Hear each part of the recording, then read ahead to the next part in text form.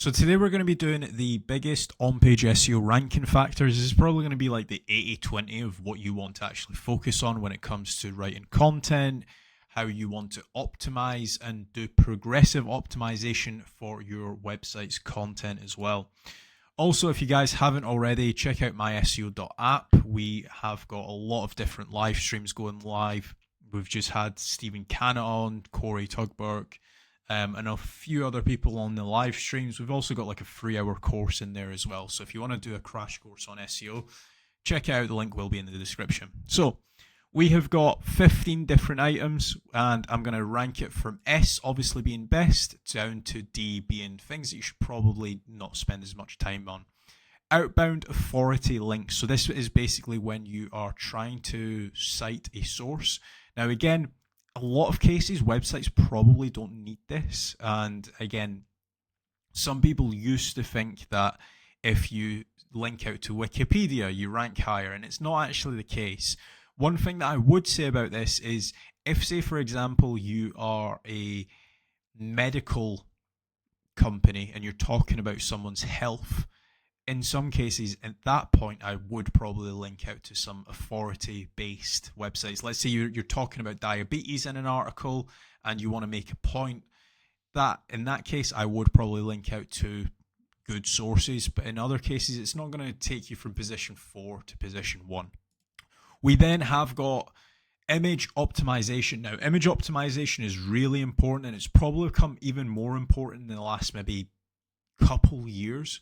Mainly because just of how humans interact with websites. You want videos, you want images, you want to try and rank for all 3 things. Like in this case, I've just searched for teeth whitening in Manchester. Now, ideally, you want to rank your website. You obviously want to rank your GMB, but we'll consolidate this into one. You also want to rank in the images pack because a lot of people, especially in visual cases, like if, say, for example, you're doing teeth whitening or if you are doing kitchen remodeling, in a lot of cases people look at the actual images tab, and you also want to try and rank the videos as well. So again, in this case, I'm going to put image optimization as being A. Again, I'm not saying that you can't rank without images, but if you are in a visual niche like teeth whitening, you will definitely want to have images on your website. We then have got core web vitals. Now I'm going to put this in B tier, and again, this might be a shock, but in some cases you actually do look at certain websites on the internet and they don't actually have like really good core web vitals. Like even if we were to take a look at this website here, which currently ranks number 1 for teeth whitening in Manchester, if we run this through PageSpeed Insights, it's probably going to have a below average score. So as you can see, it's actually not scoring terribly, but they do have a CLS issue. And if we take a look at it on desktop as well, it's failed a few things there on desktop as well. So I'm not saying that it's completely irrelevant and you should ignore it. However, it is very much website dependent. If you've got a bigger website, if you're trying to rank in harder to rank industries, if you've got an e-commerce store, then core web vitals might actually be an A or S tier. But overall, looking at every single industry, I would probably put it in a safe place as B. It's probably something that you might not want to start off by doing, but it's something that you probably do want to get round and fix. We then have the good old trusty keyword placement / density. And I'm going to probably put this in C tier. And I'm not saying that keyword placement or density is completely irrelevant, because it's not the case. You do still need the keywords on the actual page, but it's not like what keyword density was like when I first started doing SEO. This is what it used to look like. So you would have keyword density, so the number of times keyword is used, divided by the total numbers of words times by 100. So for example, if the total word count of the page was 200 words and you included that keyword 5 times on the page, then your keyword density would be 2.5%. So obviously that is no longer the case. Where it is still important, you still need the keyword on the actual page, but you obviously don't need to worry about keyword densities. As long as you just naturally use the words or the keywords on the actual page, you should be in a fairly decent spot. Clean URL structure. Now I'm going to put this in A tier, and Again, I don't see this as often as I used to. However, previously, again, when I first got into SEO, and I feel like an old man saying that, people would have like dates and stuff like that in their URL structure. I'm seeing less and less of that now. But again, having a clean URL structure is, again, pretty important. Like if I load up kasra-.com, for example, and I search Learn SEO, and as you can see here, I have got different pages within the actual SEO cluster. So if I go to Why SEO Matters, so my URL structure is SEO/learn/Why SEO Matters. Keeping things clean, it also helps Google understand which silos are talking about which subjects. We're then going to go to table of contents, and again, I'm probably going to put this is either probably C or B tier. I'm going to probably put this in C tier. It's nowhere near as impactful as what it was maybe a few years ago. I think a few years ago, if you added a table of contents, you would see a much higher result in impact. Again, this doesn't say that it's not needed. Like I still have a table of contents here. So if somebody clicks, it goes to that specific subheading in the article. I think it's good for user experience. Is it going to take you from position 5 to position 1 or position 15 to position 1? I probably, do you know what? Maybe in B tier. We'll leave it in B. We might change it further in the video. We then have got high quality content, and again, I think that this is important, but high quality content alone isn't enough. So I'm going to put this in S tier, but there's going to be a few other things that I would probably put in front of high quality content. I'll expand in just a second on that. So content formatting and readability, again, I'm going to put this in B tier because I think that it is important. Like I personally hate walls of content. It's probably like the biggest turnoff. Like this, I think is fairly decently optimized. I mean, it's not going after like a blog article. If you take a look at some like really well optimized websites, like SEMrush is always a really good website that I like to take into consideration. But as you can see, they've got like maybe 1-2 sentences and then they've got something else. So they'll have like 1-2 sentences and then an image, 3 sentences there, and then a subheading, 1 sentence there, and then a block quote, then a video. It just keeps things fresh. The last thing you want as a user just seeing a big block of content, 6,000 words, because realistically speaking, no one's going to actually read that. So again, I'm going to probably put this in B tier. In some cases, you could argue and say that it's A tier, but we'll go with a safe bet B. We then have got heading structure, and heading structure again is really important. Again, we'll take a look at SEMrush's website.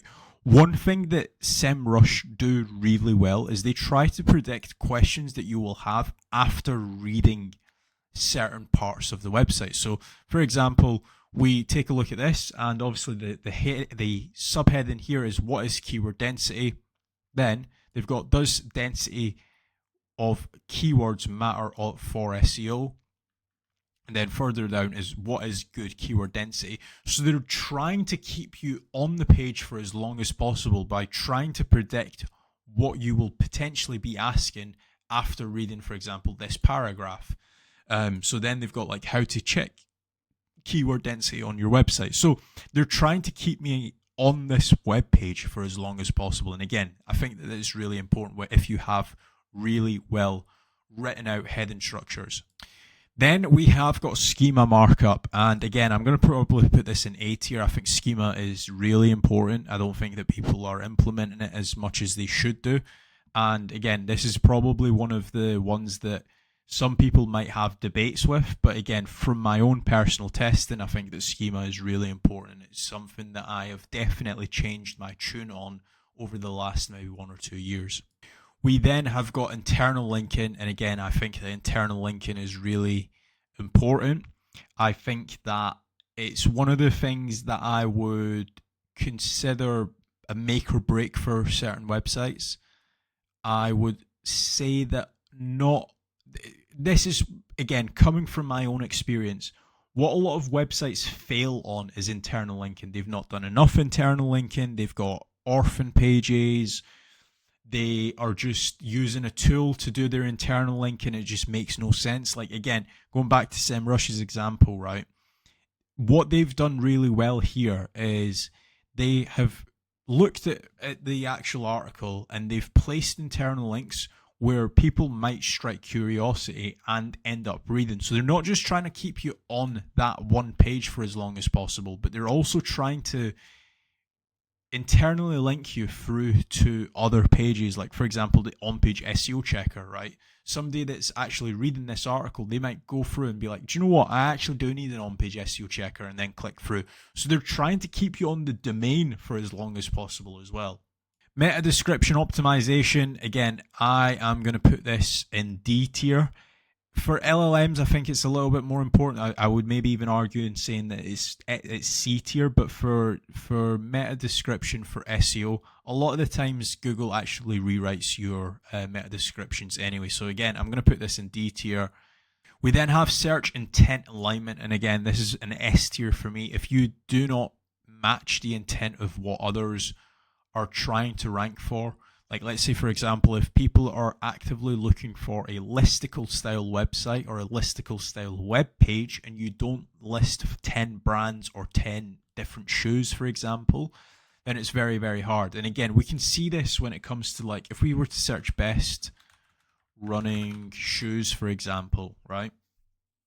Obviously, we've got the sponsored posts, we've got the ads and stuff, but a lot of these websites, they are plural style websites, so they've got listicles. So for example, the best running shoes for 2025, right? That's a listicle. 7 best running shoes in 2025, again, listicle. If we were to take a look at the e-commerce side of stuff, right? This is Sports Direct, big sports brand in the UK. They've got multiple shops.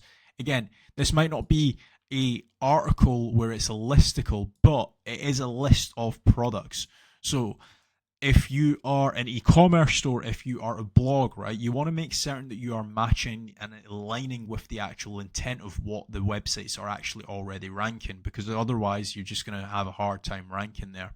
Even if we take a look at Nike's website here, again, they're an e-commerce brand, but the web page that actually ranks for this is a listicle style website. Then we have got topical and entity coverage. And again, this is a big S tier for me. I think that if you do cover the entities and if you have got topical coverage, it's very, very easy to rank. If you don't have the entities, if you don't have topical authority, if you are missing topical coverage, again, very, very hard to rank. So again, this is probably my go-to 4. And with page title optimization, I'm probably going to put this in A tier. I think that even with a really well optimized page title, actually, do you know what? I'm going to put page title optimization in B tier, and I'll tell you the reason why. If you don't have high quality content, if you don't have internal links, if you've missed the search intent, if you have not even got topical authority or entity coverage, it doesn't matter how good your page title is, you're not going to rank. So just the page title alone, I'm actually going to put it in D tier, and that's going to be a very controversial one. But I think that if you don't have all of these things above, it doesn't matter how good your page title is, it doesn't matter how good your meta description is, you're just not going to rank. So that has been my controversial on-page SEO strategy. And I know that people would probably say that page title is by far the most important, but if you're missing all of these things, if you've not got clean URL structures, heading structures, schema markup, internal linking, etc., you're just going to have a hard time to rank. So that's been my video on-page SEO ranking factors. If you have enjoyed the video, please remember to leave a like and also subscribe. We are doing daily SEO videos. If you want to chat with a well-trained set of individuals, head over to myseo.app and download the app. It is only available on iOS. It will be available on Android very soon. And if you want to work with me, head over to kasra-.com, fill in the contact form, and I will be in touch. Thank you for watching.